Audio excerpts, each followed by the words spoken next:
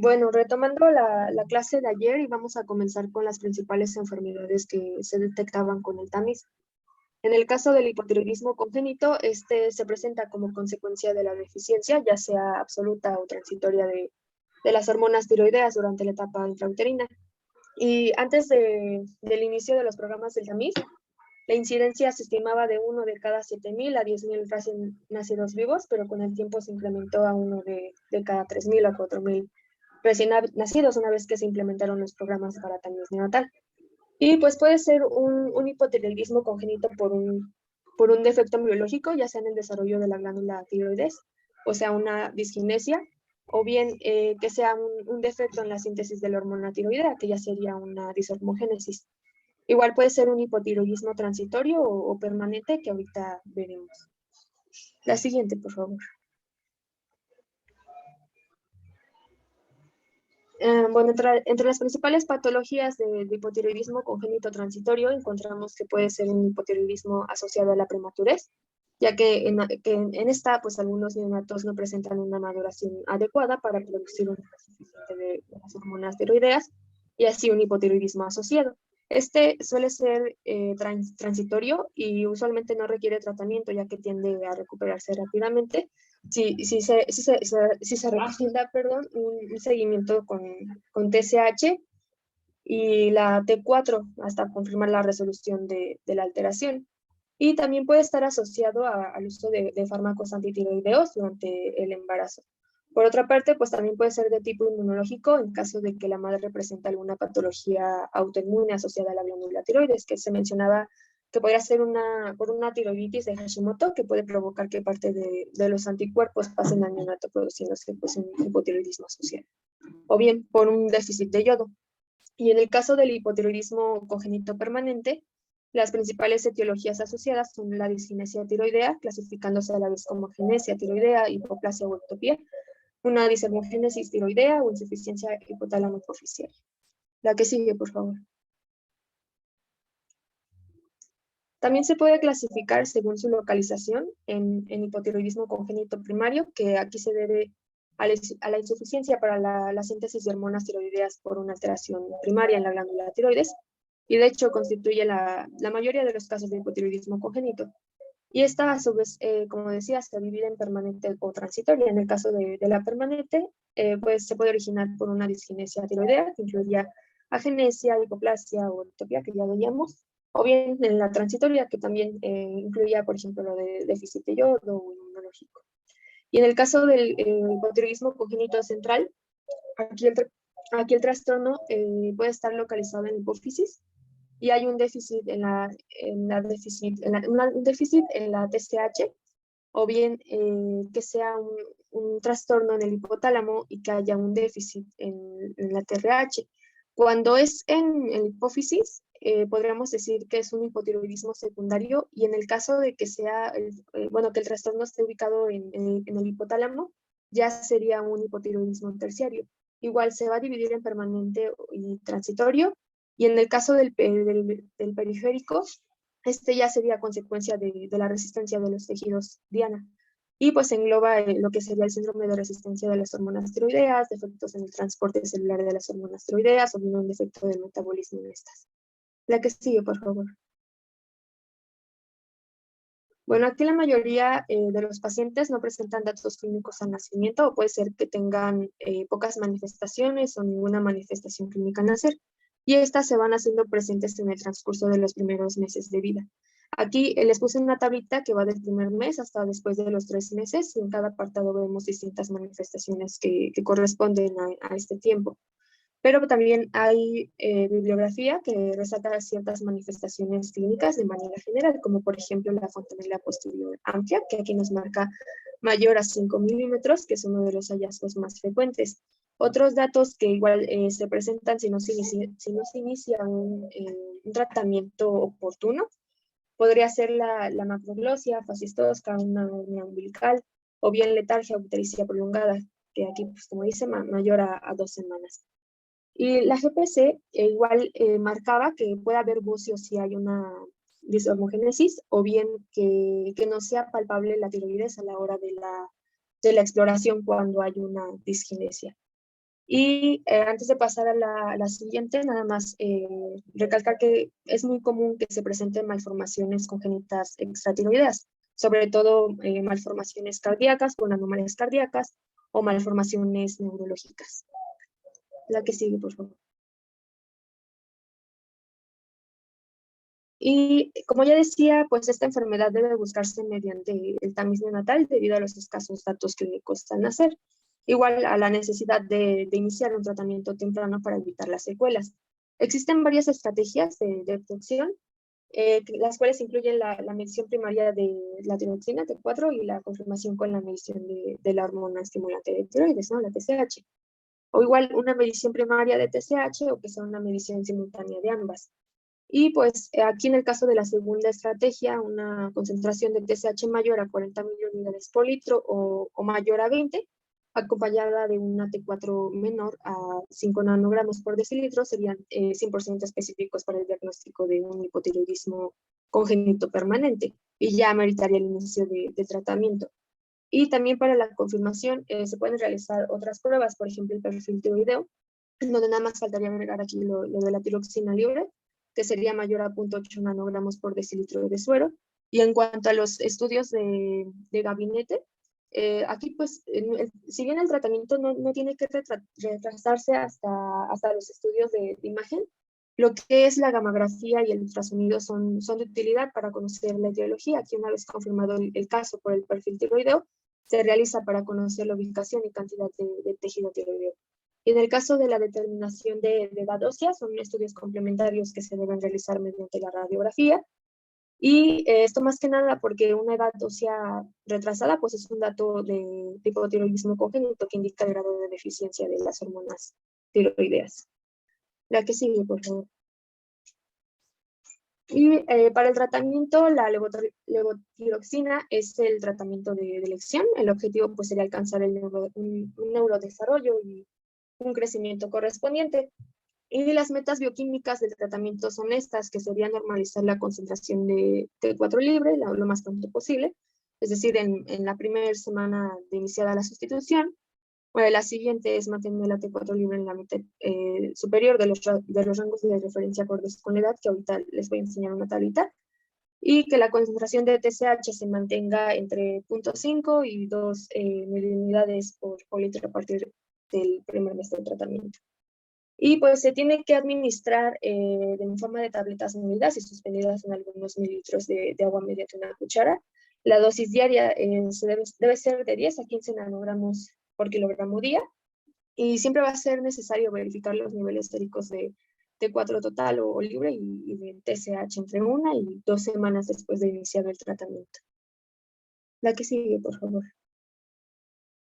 Bueno, aquí se enlistan las recomendaciones para el seguimiento de los pacientes y además lo que decía, verificar las concentraciones séricas de hormonas tiroideas. Igual, también es importante descartar alteraciones visuales, de audición, descartar malformaciones congénitas durante el seguimiento, vigilar el crecimiento y el neurodesarrollo. La que sigue, por favor. Otra de las enfermedades que permite el diagnóstico del tamiz neonatal es la hiperplasia suprarrenal congénita. Esta va a consistir en un grupo de enfermedades genéticas que se ven a la deficiencia de alguna de las enzimas que participan en la síntesis del colesterol. Esto que se lleva a cabo en la corteza suprarrenal. Como dice la definición, pues no es una deficiencia enzimática única, sino que puede comprender distintas, como por ejemplo la deficiencia de la 21 hidroxilasa, de la 11 beta hidroxilasa, la 3 beta hidroxisteroide deshidrogenasa o la 17 hidroxilasa, aunque también existe una variedad lipoidea en la cual no hay una deficiencia enzimática en sí, sino lo que ocasiona es de que hay muchos lípidos y se acumula el colesterol en la corteza suprarrenal, por lo tanto, pues interfiere con la esteroidogénesis. Es importante mencionar que la 21 hidroxilasa, esa deficiencia va a ser la más importante y suele corresponder al 21, al 95% de los casos. Y bueno, como un poquito de fisiopatología para que se entienda el por qué los síntomas y el diagnóstico es de que, como podemos ver, alguna de estas deficiencias va a causar un bloqueo en la síntesis de tanto mineralocorticoides como glucocorticoides. En este caso, cuando hay un bloqueo de esta, se tiene que pasar a otra vía. Por ejemplo, si hay una deficiencia de la 21 hidroxilasa, la progesterona tendría que convertirse en 17-hidroxiprogesterona, pero como también existe este bloqueo, tendría que haber un aumento de androstenediona y posteriormente de testosterona, lo que va a dar como consecuencia deficiencia de aldosterona, cortisol, pero con un aumento de esteroides sexuales. Y por lo mismo de esta deficiencia de los glucocorticoides, sirve como una retroalimentación negativa para la hipófisis, en la cual sensa que no va a haber cortisol, por lo tanto va a estar estimulando posteriormente con ACTH, lo que va a ocasionar propiamente la hiperplasia de este órgano. Entonces, como les mencioné, pues puede haber distintas alteraciones. Principalmente los vamos a dividir de acuerdo a sus características clínicas en formas clásicas y las formas no clásicas.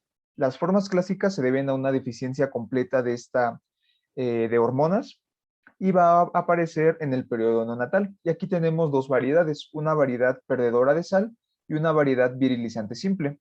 La primera, que es la perdedora de sal, se debe a la deficiencia de aldosterona y cortisol. Por lo tanto, se va a presentar como crisis de insuficiencia suprarrenal, en la cual, pues como su nombre lo dice, va a haber una pérdida de sal y se va a manifestar por hiporexia, vómitos, diarrea, datos de deshidratación, y si persiste esta, puede conllevar al desarrollo de hipovolemia y de choque.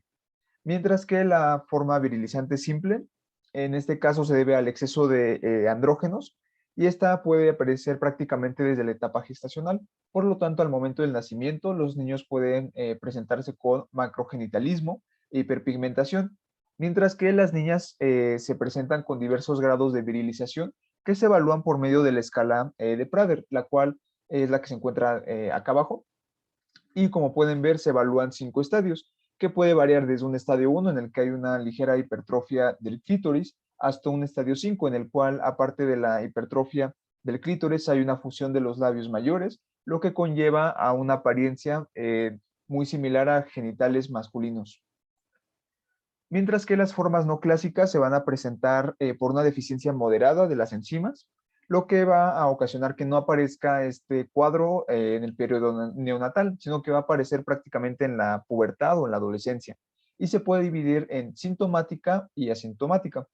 La forma sintomática se debe principalmente pues, al hiperandrogenismo postnatal, en el cual se puede identificar pubarquia precoz, acné, piel grasa y una aceleración del crecimiento, tal como lo podemos ver en la imagen de en medio, en la cual son dos hermanos, la niña de 6 años y el niño de 5 años, que cursan con hiperplasia suprarrenal congénita. Como podemos ver, pues por la edad que tienen ya se les considera pubarquia precoz, y su edad, su talla más bien no corresponde a su edad. Por lo tanto, pues tienen esta aceleración del crecimiento. En el caso específico de las mujeres, se pueden presentar con hirsutismo, alteraciones menstruales y síndrome de ovario poliquístico, mientras que en los hombres, oligospermia e infertilidad.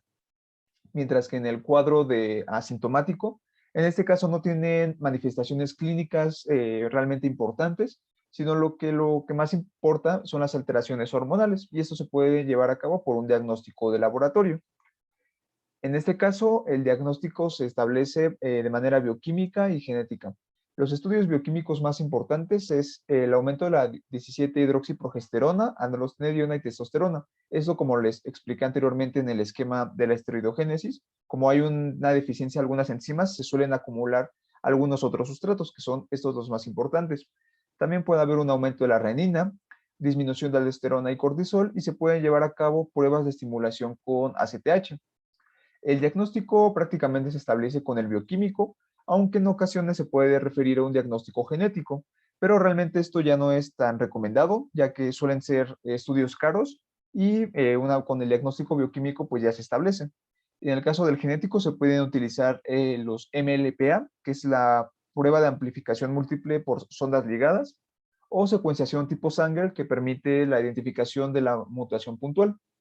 Y bueno, en base al tratamiento de estos pacientes es prácticamente la restitución de las hormonas que tienen alguna deficiencia, por ejemplo, los glucocorticoides, mineralocorticoides, y en caso de que haya una virilización importante, se puede considerar la reasignación de sexo, pero esta es importante mencionar que no es un procedimiento que se lleva a la ligera, sino que es un procedimiento individualizado, de acuerdo a las preferencias de los padres, y también es importante mencionar que se lleva a cabo con un equipo multidisciplinario.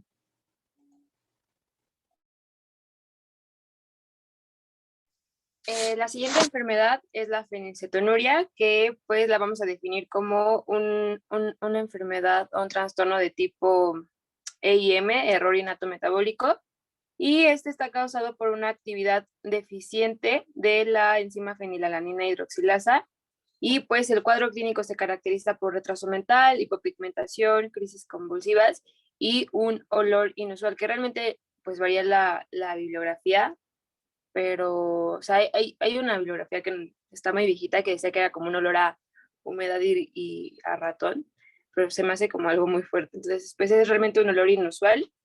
Y el diagnóstico, pues los pacientes, el vómito puede ser la primera manifestación, y entonces como el vómito puede ser la primera manifestación, justamente en los lactantes sería pues importante, pues es por eso la importancia del tamiz. Entonces, el vómito puede ser la primera manifestación para el diagnóstico y llega a ser grave porque hay que hacer mucho diagnóstico diferencial con algunas otras enfermedades que también producen vómito en el lactante, como estenosis pilórica, la irritabilidad, exantema cutáneo, el olor, la hipopigmentación de la piel y de los ojos, espasticidad y una hiperactividad. Y bueno, en un tamiz alterado, para los datos para poder dar el diagnóstico de fenilcetonuria, se encuentran elevados de 2 a 4 miligramos en la fenilalanina, y la relación fenilalanina-tiroxina también se encuentra elevada a mayor a 3. Perdón.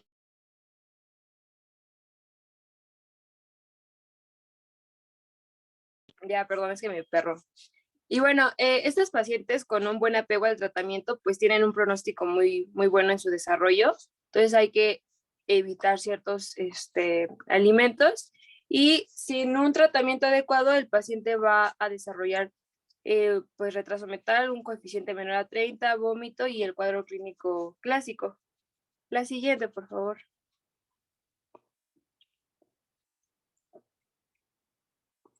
Y el manejo después del tamiz, pues según los resultados de tomaremos acciones en nuestro paciente, y cuando los resultados muestren un aumento de más de 6 miligramos sobre decilitro, habrá que corroborar el diagnóstico y pues ya dar las indicaciones de una dieta baja en fenilalanina y referir a especialista para su adecuado manejo nutricional, verificar si responde al manejo con tetrabiopterina, y pues se refiere al genetista. Y cuando tenemos un paciente con tamizaje de menos de 2 miligramos sobre decilitro, pues es un resultado normal, entonces es un tamiz falso positivo.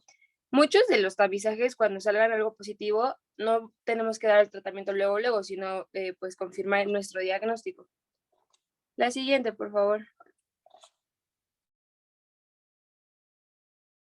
También otra de las alteraciones que se permiten detectar en el tamiz es la deficiencia de la glucosa 6-fosfato deshidrogenasa.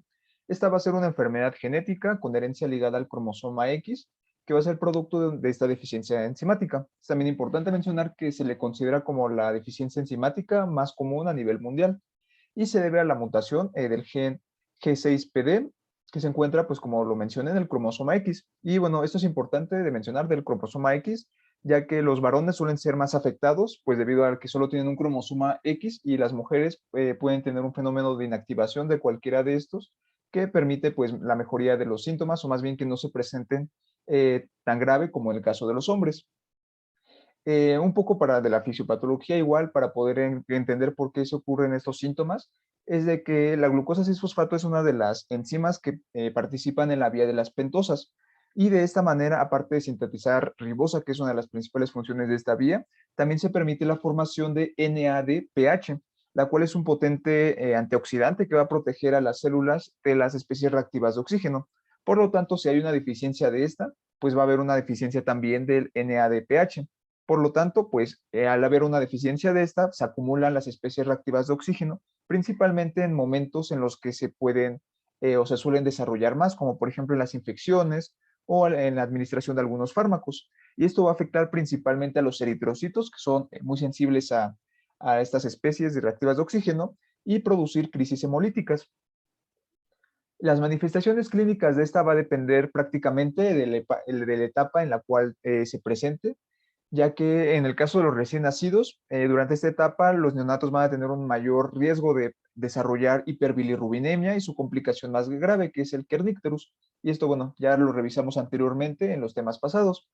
También durante la infancia, aproximadamente a los 2 o 5 años, una vez de que ya los niños son introducidos a los alimentos, pueden sufrir un trastorno que se le denomina favismo. Este trastorno es una anemia hemolítica intensa después de la ingestión de habas. Esto usualmente a las 24 o 48 horas del inicio del, bueno, más bien de que se ingirió las habas.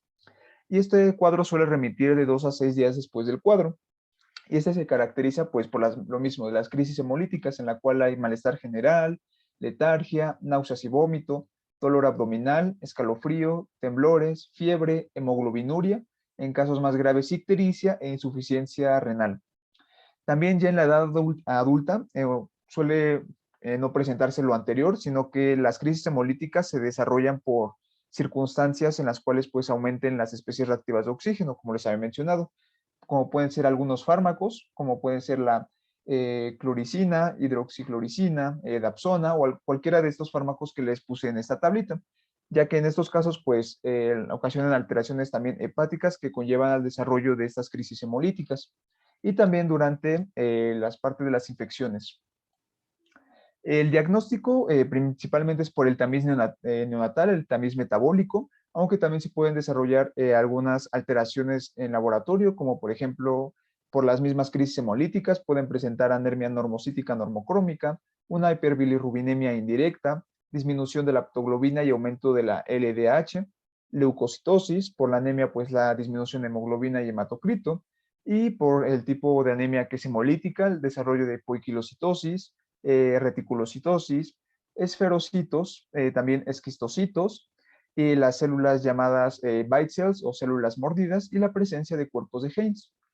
Prácticamente con eso se establece el diagnóstico, pero se requiere en estos casos una confirmación genética, y este es principalmente por un ensayo fluorescente para la detección de la actividad enzimática de la glucosa 6-fosfato deshidrogenasa, aunque también se puede desarrollar un diagnóstico por medio de las pruebas de PCR. Y en cuanto al tratamiento, lo más importante es la prevención, ya que, como les mencioné, las crisis no se desarrollan de manera, sin que, más bien que no haya un factor desencadenante, por lo que se deben evitar más bien estos factores desencadenantes, ya sean las infecciones, los fármacos, en el caso del favismo, la alimentación con habas.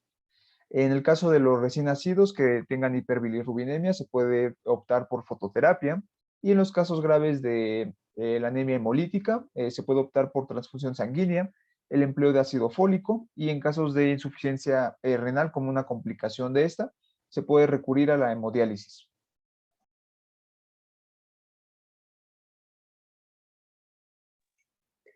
Vamos a terminar con fibrosis quística. En cuanto a su incidencia, tenemos que ocurre en 1 de cada 3.500 recién nacidos vivos en caucásicos y en hispanos 1 de cada 8.000 recién nacidos.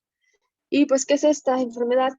Se considera una enfermedad autosómica recesiva que está causada por la mutación de un gen ubicado en el brazo largo del cromosoma 7. Este gen codifica la producción de una proteína llamada CFTR por sus siglas en inglés. Y para el caso de esta proteína, esta es una glicoproteína transportadora de membrana que es responsable de una de las vías de transporte de iones cloro en las células epiteliales. Esta proteína se localiza en la membrana apical de muchos tipos de células epiteliales, incluyendo de las vías aéreas, glándulas submucosas del tracto gastrointestinal o bien de hígado y páncreas. Y si hay una alteración de esta proteína, la CFTR, impediría que pueda realizar su acción de transporte y la imposibilidad de transportar cloruro. Esto explica básicamente la historia natural de la enfermedad y algunas manifestaciones clínicas. La que sigue, por favor. En los hallazgos clínicos, estos incluyen enfermedad crónica pulmonar con infección persistente de las vías aéreas, síntomas respiratorios, por ejemplo, tos persistente, sibilancias, una obstrucción bronquial. Otras de las manifestaciones son bronquiectasias, alteraciones gastrointestinales, incluyendo síndrome de obstrucción intestinal distal, prolapso rectal o también alteraciones pancreáticas, hepáticas y nutricionales. Y de hecho se menciona que durante la edad preescolar y escolar, las manifestaciones tanto digestivas como respiratorias, que son las que se nos marcan aquí en esta tabla, están presentes aproximadamente en el 85% de los casos. Y finalmente, lo que sería esterilidad o infertilidad en el hombre por una azoospermia obstructiva. La que sigue, por favor. Bueno, el diagnóstico se puede hacer con uno o más rasgos fenotípicos característicos de la fibrosis quística, más historia de fibrosis quística en hermanos, despistaje neonatal positivo, o bien evidencia de la disfunción de lo que sería el gen para la proteína CFTR, ya sea demostrada por una concentración de cloro en sudor en 2 o más ocasiones, o una identificación de las dos mutaciones causantes de la enfermedad. Y aquí el tamiz identifica lo que serían valores altos del tripsinógeno reactivo.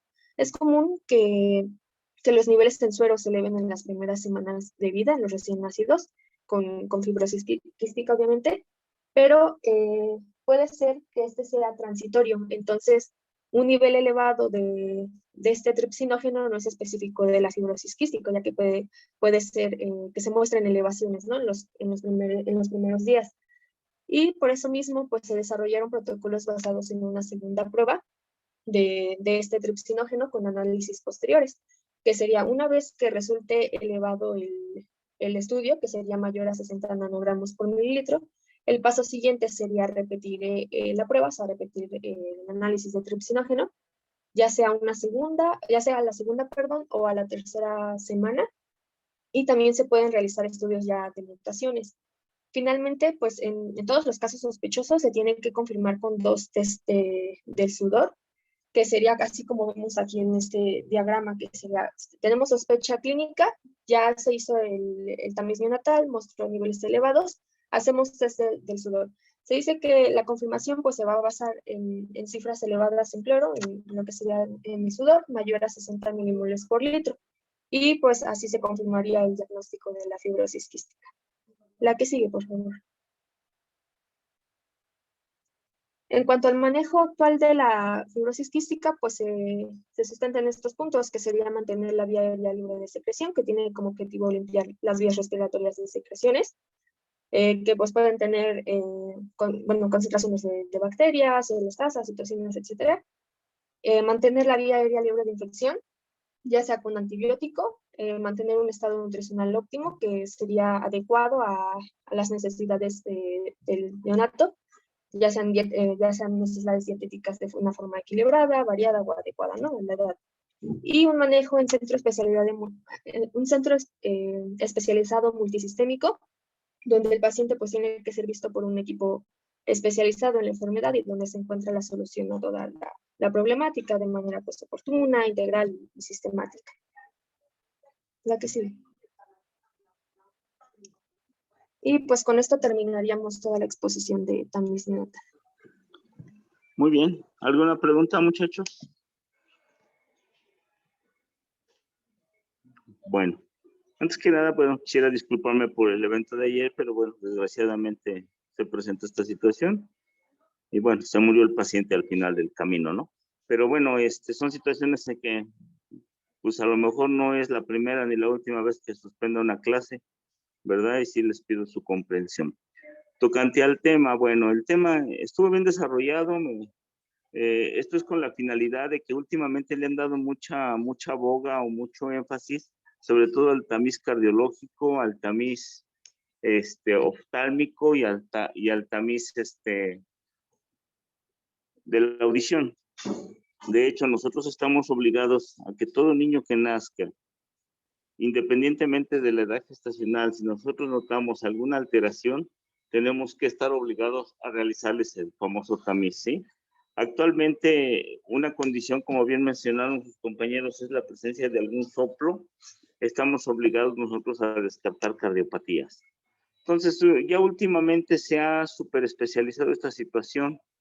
¿Sí? Antes nada más el tamiz metabólico te daba problemas de hipotiroidismo y luego ya fueron metiendo las otras alteraciones que ya mencionaron tus compañeros, de tal manera que ahorita, bueno, pues conforme vaya avanzando la ciencia, pues va a ir detectando mayores problemas, ¿sí? tiene una confiabilidad muy alta, ¿sí? Digamos que es del 90, 95, 98%, entonces por lo tanto es confiable el tamiz metabólico, ¿sí? Si bien mencionaron sus compañeros que hay alteraciones que pueden ser transitorias, pues sí, efectivamente, sobre todo a nivel de tiroides, ¿sí? O a nivel de los, de los 17 cetoesteroides también, hemos llegado a tener aquí en el hospital alteraciones, los cuales al tratar de hacer la confirmación del problema, bueno, pues ya sale normal. Entonces, en todo paciente en el que se sospeche, se debe de realizar el estudio y más intencionadamente. Y una vez que salga positivo, repetir la prueba para ver si realmente es o no es la enfermedad. Esto con la finalidad pues de dar un tratamiento oportuno y precoz, dado que sobre todo con el hipotiroidismo, si no se recibe la hormona en las primeras semanas de vida, pues la situación de un trastorno neurológico pues va a ser irreversible.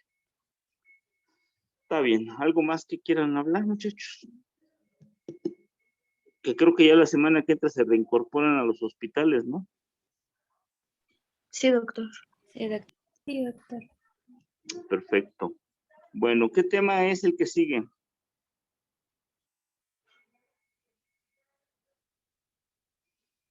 Nomás quiero saber porque quiero ver qué tan largo va a estar. Es enfermedad por reflujo gastroesofágico, enterocolitis e